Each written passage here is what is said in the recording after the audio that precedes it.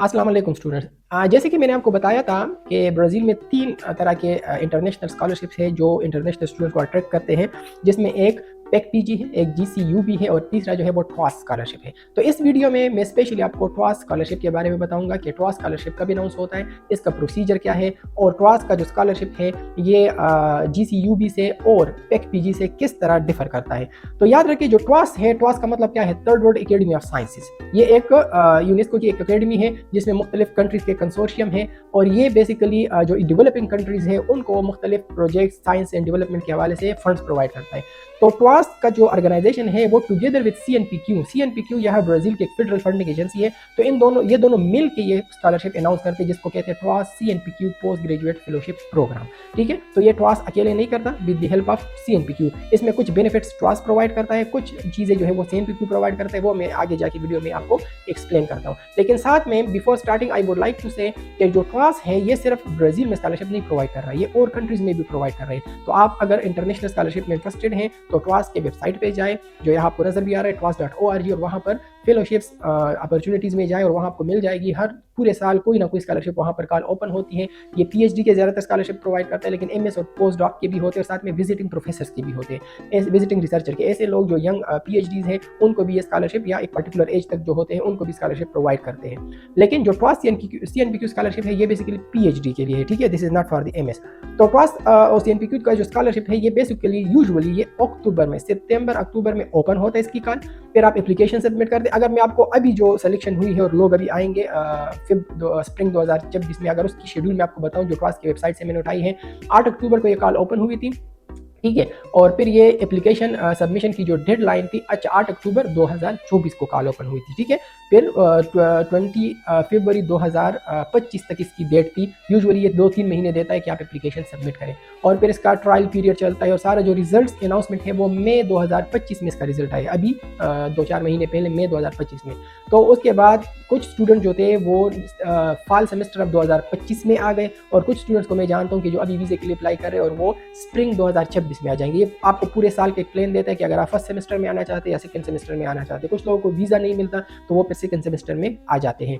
अच्छा, टॉस और सीएनपीक्यू स्कॉलरशिप की कुछ खूबियाँ हैं जो कि पेक पीजी में और जीसीयूबी में नहीं है। सबसे इंपॉर्टेंट खूबी इसकी ये है कि आपको रिटर्न टिकट प्रोवाइड करता है, क्योंकि टिकट एक बड़ा मसला होता है पाकिस्तानी स्टूडेंट्स के लिए कि ब्राज़ील बहुत दूर है, कम से कम 4-5 लाख का टिकट बन जाता है। टॉस स्कॉलरशिप की सबसे अच्छी बात यह है कि आपको रिटर्न टिकट देगा, मतलब आने का भी और 4 साल बाद वापस जाने का भी आपको ये टिकट प्रोवाइड करेगा। और अच्छे इकोनॉमी क्लास किसी अच्छी एयरलाइन में आप टिकट ले सकते हैं। मैं जब आज से 15 साल पहले टॉस स्कॉलरशिप पे आया था तो हमें एमिरेट्स की टिकट इन्होंने प्रोवाइड की थी, जो कि बहुत अच्छी एयरलाइन है। तो ये सबसे इसकी अच्छी बात है। और साथ में इसकी जो स्कॉलरशिप है वो सीएनपीक्यू आपको प्रोवाइड करेगी। तो स्कॉलरशिप की अमाउंट वही है जो बाकी स्कॉलरशिप्स की है, 3100, लेकिन साथ में ये आपको तकरीबन 400 Brazilian reals as a bench fee भी प्रोवाइड करेगा।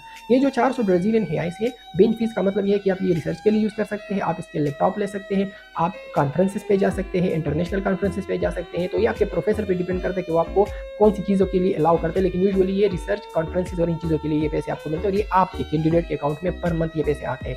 तो ये तो हो गया कि टॉस और सीएनपीक्यू में खूबी ये है कि टिकट भी मिलते हैं। अच्छा, एक और चीज़ इंपॉर्टेंट चीज़ मिलती है, ये आपको इनिशियल सेटलमेंट और वीज़ा प्रोसेसिंग फ़ी भी प्रोवाइड करता है। जो आपने खर्चा किया होता है, जब आप वापस आएंगे आप बिल्स भेजेंगे टॉस को, तो वो आपको वो खर्चा भी प्रोवाइड करते हैं। तो इस लिहाज से ये बहुत अच्छा है कि इनिशियल सेटलमेंट के भी आपको कुछ पैसे देते हैं।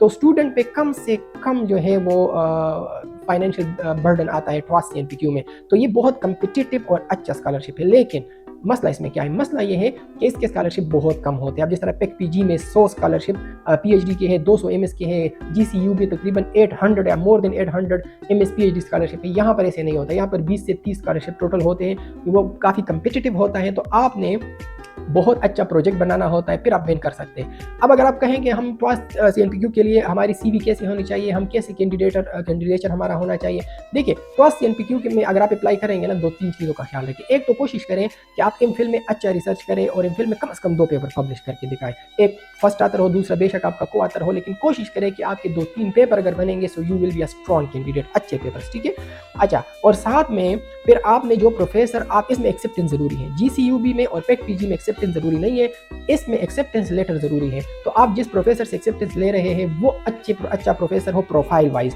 और कोशिश करें कि आपने फुल प्रोफेसर, इस यहाँ पर ब्राज़ील में उसको चितुलार कहते हैं, चितुलार, फुल प्रोफेसर हो, सीनियर हो। और यहाँ पर CNPQ के लेवल्स भी होते हैं प्रोफेसर के। जो लेवल 1 का प्रोफेसर होता है वो स्ट्रांग होता है, उसकी सी भी अच्छी होती है। तो आपने कोशिश करनी है कि आपने जब एक्सेप्टेंस लेटर लेना है तो वो आपने लेवल 1 के प्रोफेसर से लेना है, टिटुलर प्रोफेसर हो या कम से कम एसोसिएट प्रोफेसर हो। तो इससे अगर आपकी सीवी अच्छी हो, आपके 2-4 पब्लिकेशंस हो, आपका अच्छा प्रोफेसर, आपने अच्छी यूनिवर्सिटी से लिखी है, तो आपके मैक्सिमम चांसेस है कि आपको ये स्कॉलरशिप मिल जाए। ये बात याद रखें कि अनलाइक PEC-PG, GCUB, यहाँ पर आपने एक्सेप्टेंस लेटर एडवांस में लेकर सबमिट करना होता है एप्लीकेशन के साथ। यहाँ ये बात याद रखें, ठीक है। तो एक्सेप्टेंस लेटर में एडवांस में लेना होगा। अब कब आप अप्लाई करेंगे? तो यूजुअली ये सितंबर अक्टूबर में कॉल ओपन होती है। कहाँ पे कॉल आती है? TWAS.org वेबसाइट है, वहाँ पर। तो आप रेगुलरली विजिट किया करें, और आपको जब भी फिर ये एप्लीकेशन कॉल ओपन हो तो कोशिश करें कि पहले से एक प्रोजेक्ट बनाए, अच्छा सा प्रोजेक्ट बनाए। इसमें ये 3 चीज़ें बेसिक उस पर डिपेंड करता है। आपकी CV अच्छी CV हो, आपको अच्छी CV से मुराद ये है 2-3 पब्लिकेशन हो, आपने जो प्रोफेसर सेलेक्ट किया है वो अच्छा प्रोफेसर हो, लेवल 1 का प्रोफेसर हो, और आपका प्रोजेक्ट अच्छा हो। अगर ये 3 चीज़ें आपकी अच्छी है ना, आपकी सिलेक्शन हो जाएगी। TWAS CNPQ बहुत अच्छा स्कॉलरशिप इस लिहाज से है, टिकट्स भी मिलते हैं, इनिशियल में सेटलमेंट के भी पैसे मिलते हैं। तो एज ए रिजल्ट आप पे फाइनेंशियल बर्डन बिल्कुल नहीं आता। तो कोशिश करें कि आप TWAS CNPQ स्कॉलरशिप को विन करें। अच्छा, लास्ट में एक चीज़ मैं आपको बताऊं कि स्टूडेंट मुझसे कहते हैं कि हमारा रिजल्ट आने वाला है, हमने अप्लाई किया है, तो अभी हम वेट करें। देखें, जब तक आपको कोई पर्टिकुलर स्कॉलरशिप मिल ना जाए और आप फैसला ना करें कि मैंने जाना है, अपनी ट्राइज जो है ना वो रेगुलर आपकी जो एप्लीकेशन है वो जारी रखें। मुख्तलिफ कंट्रीज़ में, मुख्तलिफ जगहों पे, इवन ब्राज़ील के अंदर आप अपनी एप्लीकेशन जो है वो ट्राई जारी रखिए, क्योंकि अभी तो आपको फाइनल अवार्ड लेटर नहीं मिला।